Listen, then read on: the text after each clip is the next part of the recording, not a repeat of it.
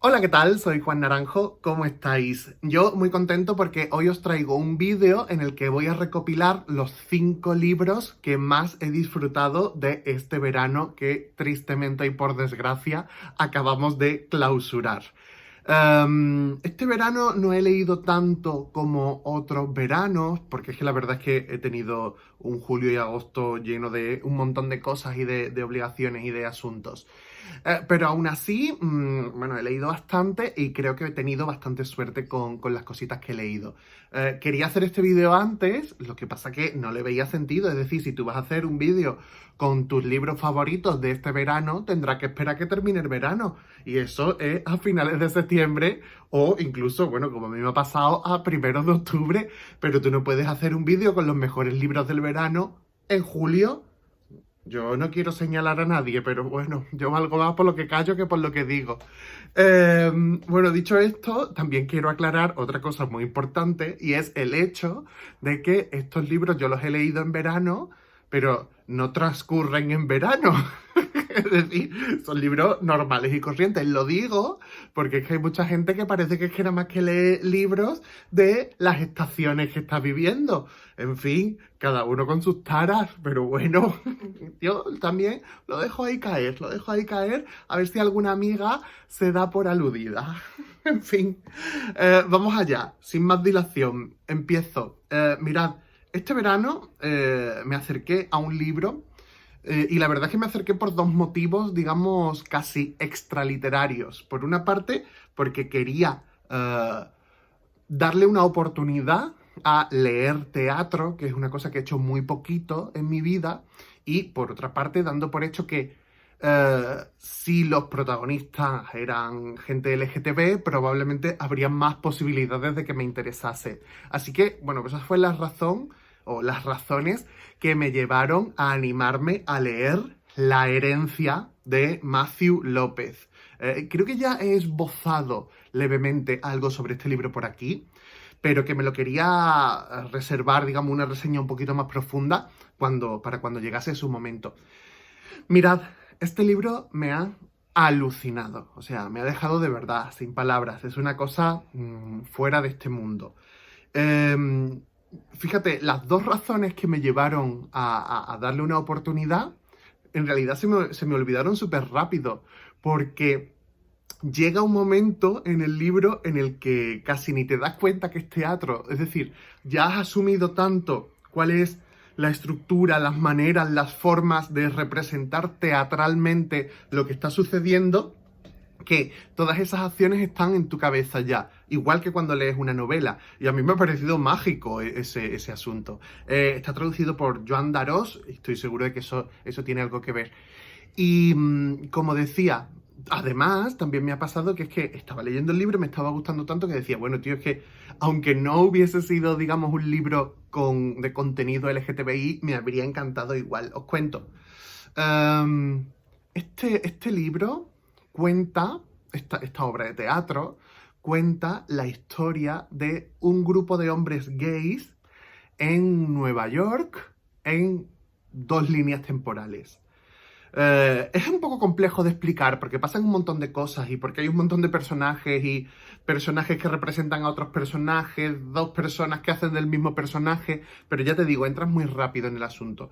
Entonces, digamos, aunque el hilo argumental se enreda en relación a dos propiedades inmobiliarias, por una parte, digamos, un apartamento de lujo en una zona super VIP de Nueva York, pero que es un apartamento de renta antigua, por lo que es, digamos, como un chollazo.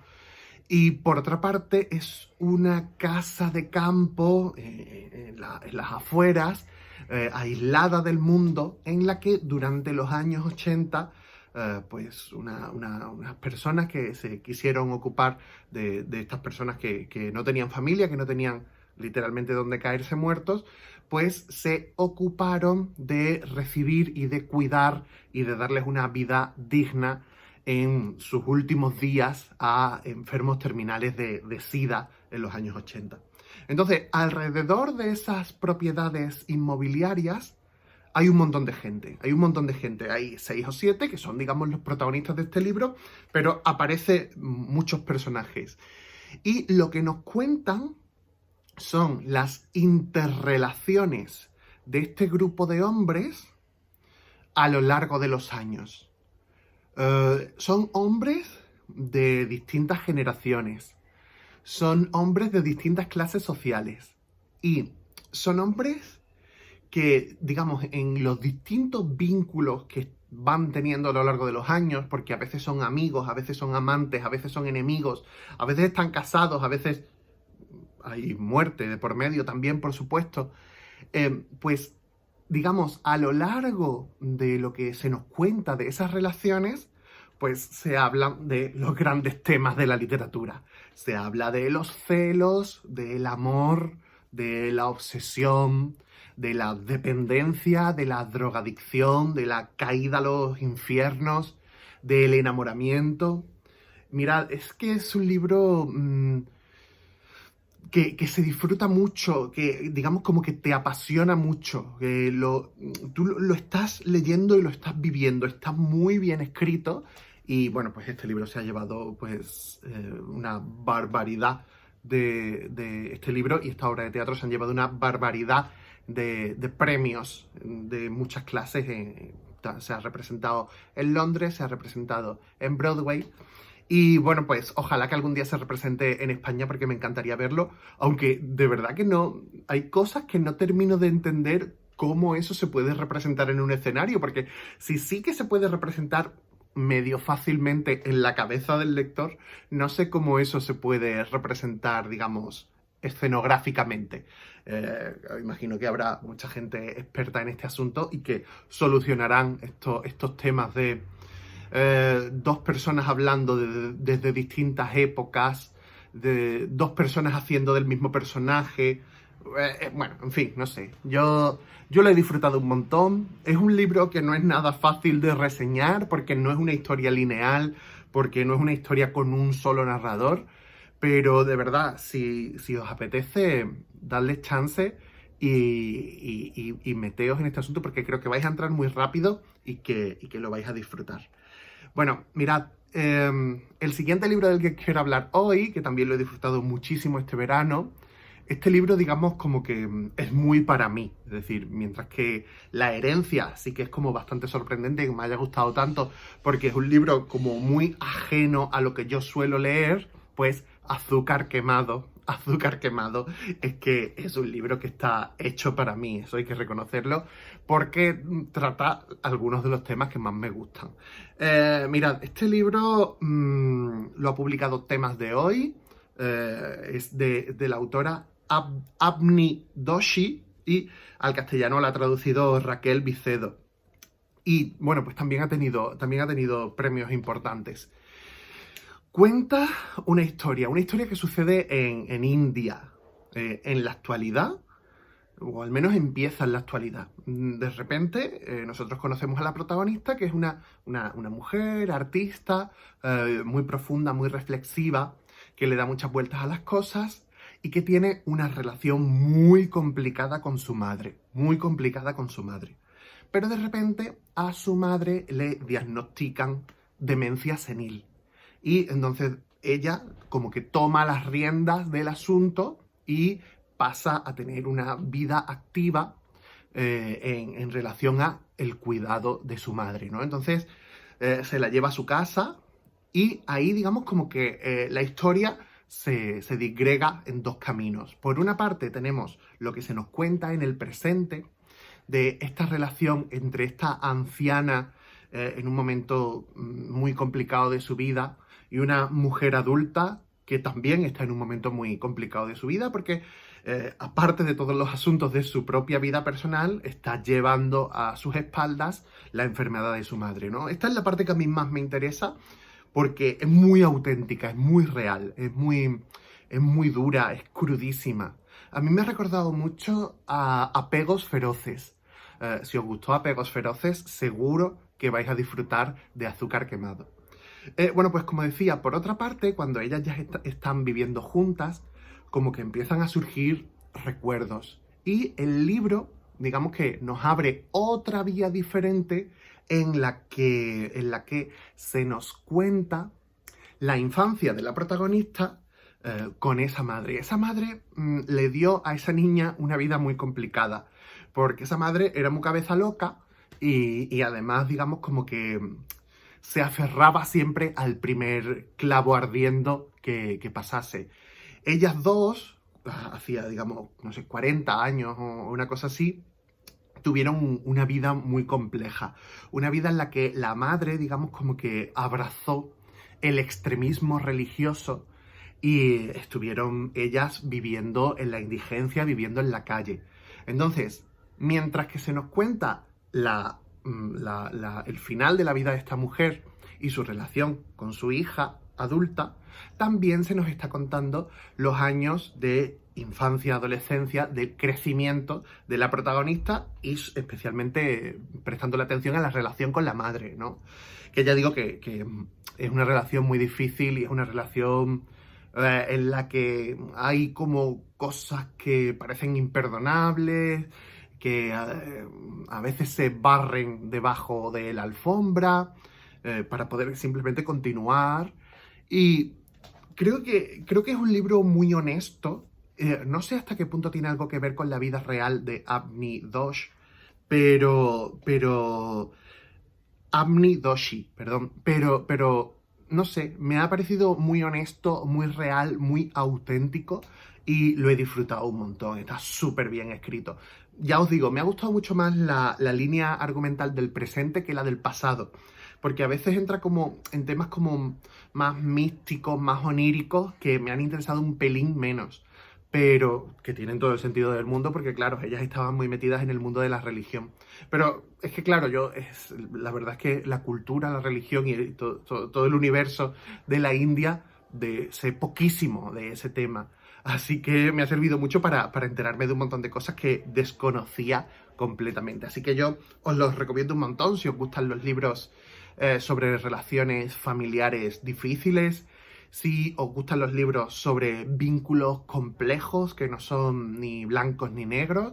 Y claro, es que en realidad, si lo piensas, lo que se nos está contando en este libro son 50 años de la relación, de la complicada relación entre una madre y una hija.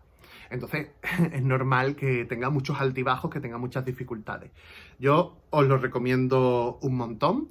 Esto a mi amiga Blanca también le ha gustado mucho, así que eso es una gran garantía siempre. Seguimos. Ahora vamos con este libro que es que me dejó alucinado.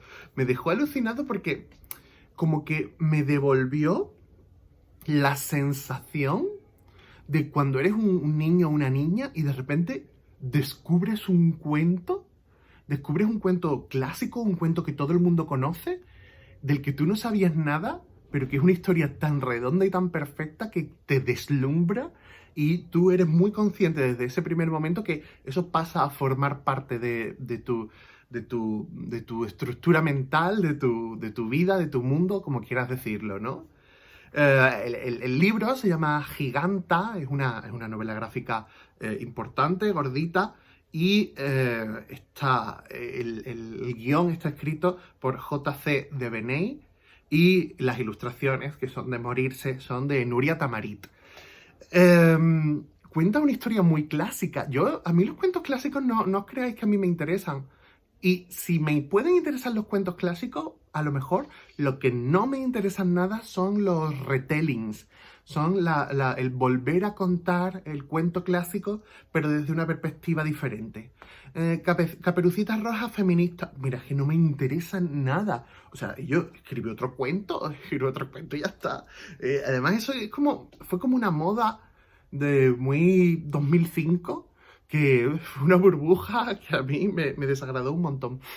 Volviendo al tema, este libro tiene un sabor muy clásico porque, digamos, en él hay elementos de los cuentos clásicos.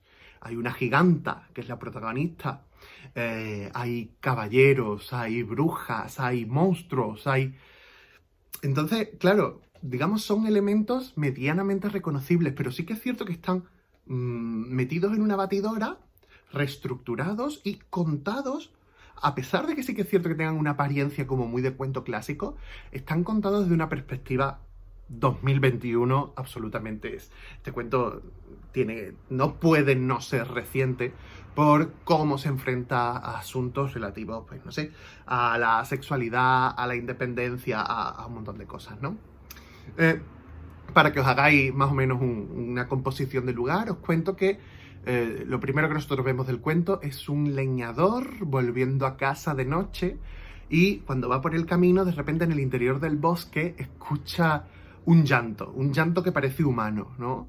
Se adentra en el bosque para ver si es que es un niño perdido o una cosa así y se encuentra a un bebé gigante que él subirá al carro para rescatarlo y que se lo llevará a su casa.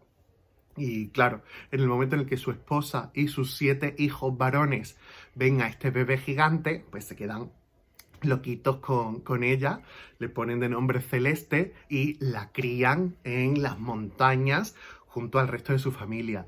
Es muy guay porque cada uno de los hijos tiene como una particularidad especial, como no un don, como un don, un interés personal, ¿no? Y entonces conforme, digamos, estos niños van llegando a la vida adulta, pues se van a ver mundo, se van a buscar su propia fortuna. ¿Qué es lo que pasa? Que, bueno, pues el bebé gigante, que es Celeste, empieza a crecer, hasta que se convierte en una giganta.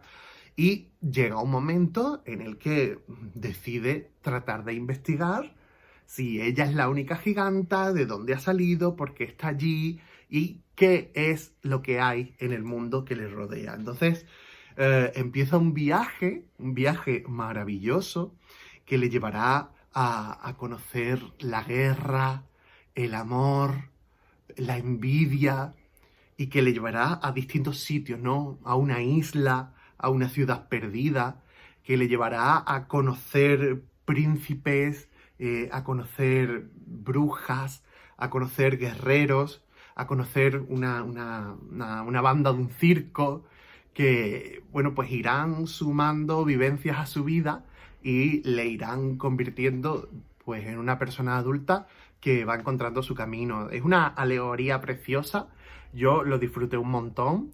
Eh, lo ha leído mi amiga Tamara y le ha encantado. Lo ha leído Natalia y le ha encantado. Y yo es un libro que de verdad no me canso de recomendarlo porque a mí me devolvió cuando lo leí la sensación de descubrir, de fascinarte descubriendo qué es lo que podría haber en el siguiente capítulo, en la siguiente página.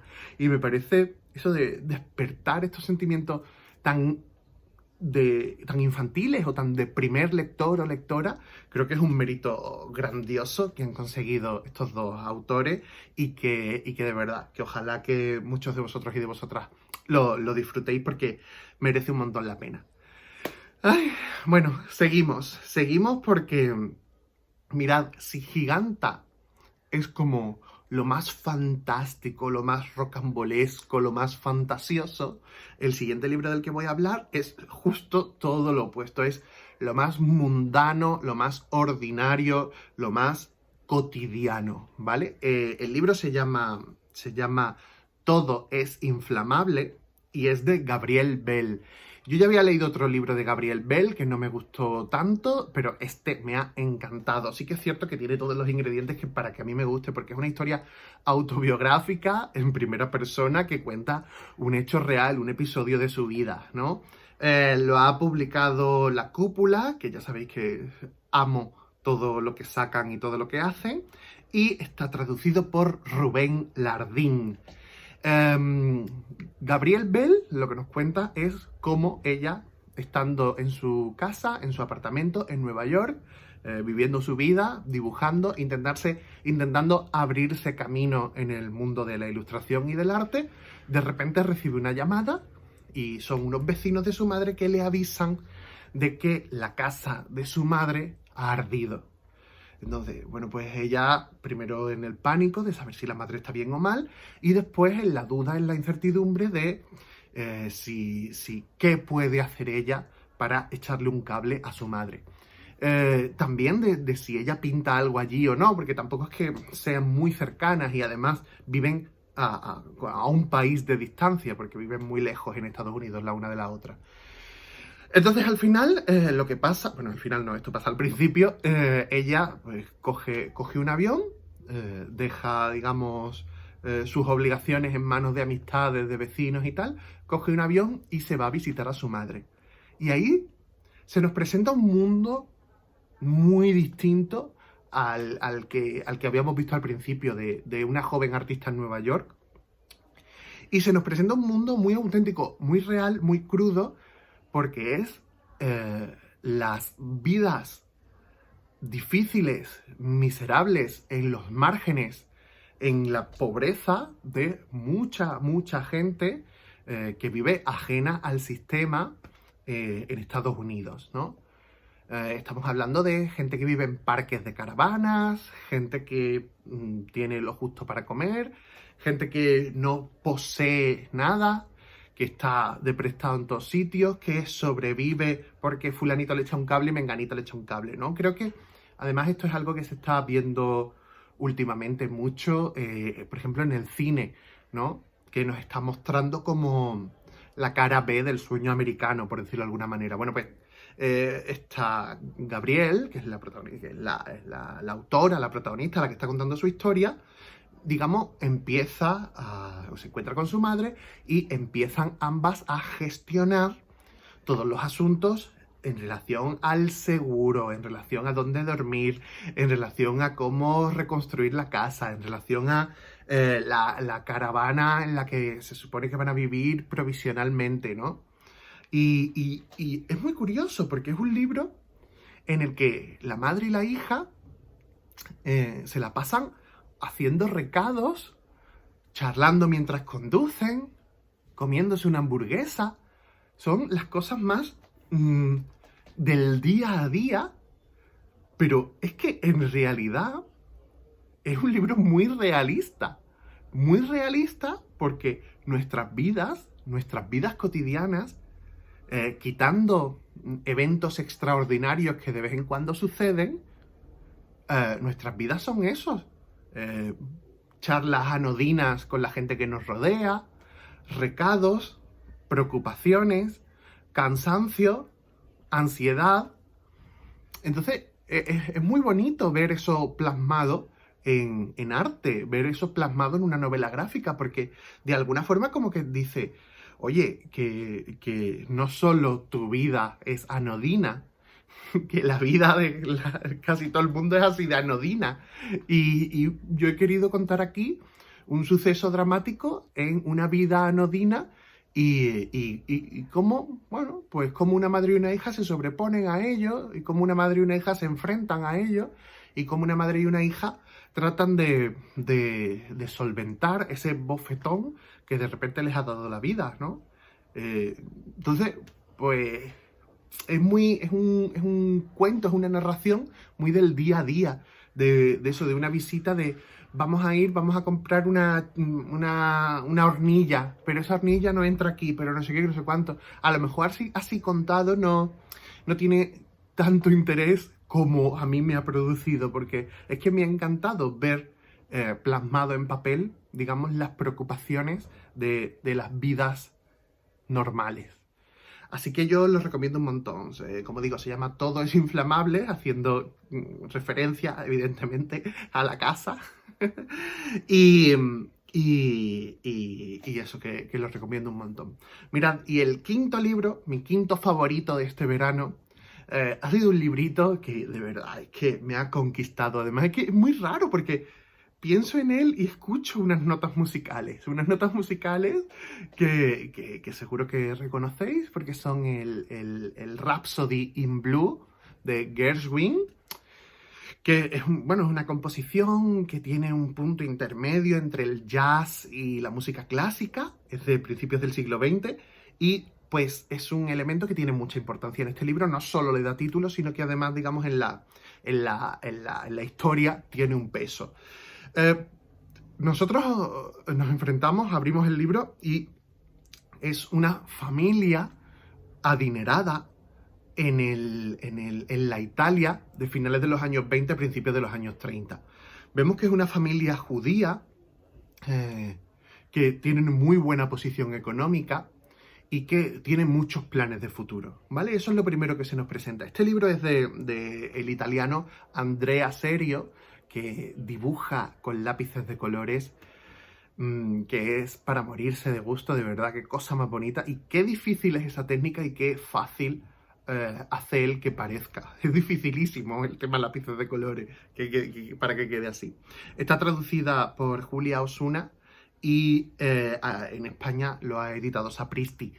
Bueno, pues os cuento, esta familia en la Italia de los años 30, de repente empieza a ver cómo Mussolini comienza su ascenso, cómo el fascismo italiano empieza a pudrirlo todo a su alrededor, y debido a que ellos son judíos y a su posición económica, ya que son, digamos, muy reconocidos en el entorno, se dan cuenta de que están en peligro.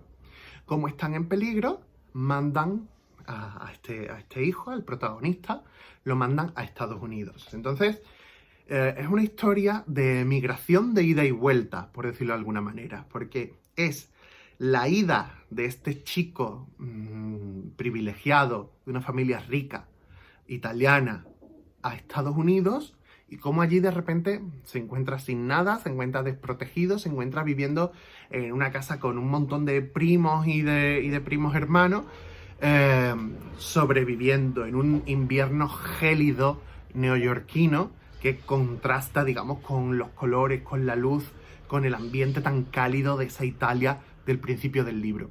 Entonces, bueno, pues este chico se asienta en Nueva York y empieza a intentar labrarse un futuro. Empieza a estudiar, entra a la facultad y estudia medicina.